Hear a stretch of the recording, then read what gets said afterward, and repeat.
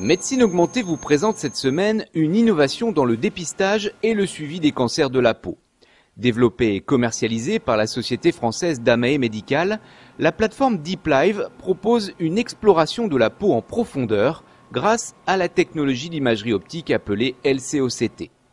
La sonde fournit ainsi des images 3D des différentes couches de la peau à l'échelle cellulaire pour un diagnostic en temps réel, une véritable biopsie virtuelle. Explication du docteur Barouir Baroudjian. Jusque-là, pour voir ce qui se passe à l'intérieur de la peau, il fallait nécessairement faire une biopsie, envoyer la biopsie en anatomopathologie pour que l'anapathe regarde ce qui se passe à l'intérieur. Et on voit depuis quelques années des nouveaux outils qui arrivent.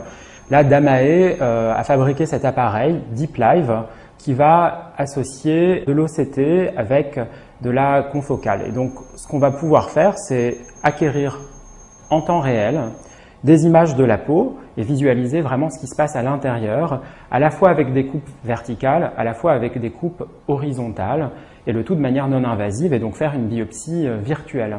L'appareil envoie un laser dans la peau, et puis le laser qui est envoyé va être en partie absorbé et puis en partie réfléchi par les différentes structures de la peau, et l'indice de reflétance dans la peau n'est pas le même selon qu'il y ait du mélanocyte, de la mélanine, etc. Donc la lumière qui va être réfléchie va être captée par l'appareil et traduite en images, et on va avoir une résolution cellulaire, c'est-à-dire qu'on va pouvoir voir les kératinocytes, les mélanocytes, et voir très précisément ce qui se passe dans la peau. Alors la profondeur, on analyse à peu près les 500 premiers microns de la peau, c'est-à-dire qu'on voit la couche cornée, qu'on voit l'épiderme, et puis qu'on voit une partie du derme, et on n'arrive pas par contre à aller au-delà dans l'hypoderme. Je dirais que pour le diagnostic de la plupart des cancers de la peau, tels que les carcinomes, donc basocellulaires, épidermoïdes, les mélanomes, en fait ça se passe vraiment dans l'épiderme à la jonction et puis dans le derme superficiel, et donc on a une analyse très précise avec une résolution cellulaire de ces différentes structures de la peau. Premier objectif, faire le diagnostic. Deuxième objectif, on va pouvoir évaluer l'efficacité des traitements. Si par exemple, on est sur une suspicion de carcinome basocellulaire, l'appareil va pouvoir nous confirmer que c'est un carcinome qui est superficiel, et on va dans ces cas-là se passer de chirurgie et pouvoir proposer un traitement médical, de l'Aldara par exemple. Et si on fait un traitement médical, on va pouvoir dans un second temps avec l'appareil retourner faire un examen post-traitement pour s'assurer qu'il n'y a plus de carcinome dans l'épiderme, ce qui jusque-là n'était pas possible. Effectivement, c'est la question qu'on se pose tous. Y a-t-il une correspondance histologique avec les images qu'on observe à l'écran? Et la réponse est oui.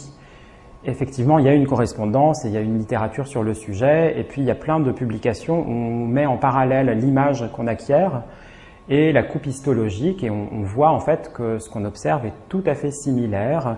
On observe les mélanocytes, on observe les kératinocytes, on observe les papilles dermiques, on observe les orifices pilaires et les poils qui arrivent, et donc on a une concordance qui est vraiment parfaite avec une résolution cellulaire avec cet outil d'imagerie. Je dirais que toutes les tumeurs cutanées sont concernées par cet outil d'imagerie.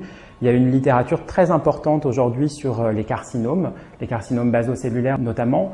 Et puis parfois le diagnostic clinique et dermoscopique, il est difficile, on peut avoir un doute entre un carcinome et puis une autre tumeur de la peau, et jusque-là c'était la biopsie obligatoire, et là maintenant on a vraiment cet outil qui va nous permettre de se passer de biopsie dans certaines localisations, sur un canthus, sur une paupière, sur une narine, où la biopsie peut parfois ne pas être simple. On va pouvoir très rapidement, en quelques secondes, avoir un diagnostic grâce à DeepLive et se passer ainsi de biopsie.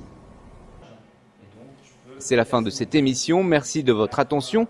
Médecine Augmentée vous donne rendez-vous très vite pour découvrir de nouvelles innovations médicales.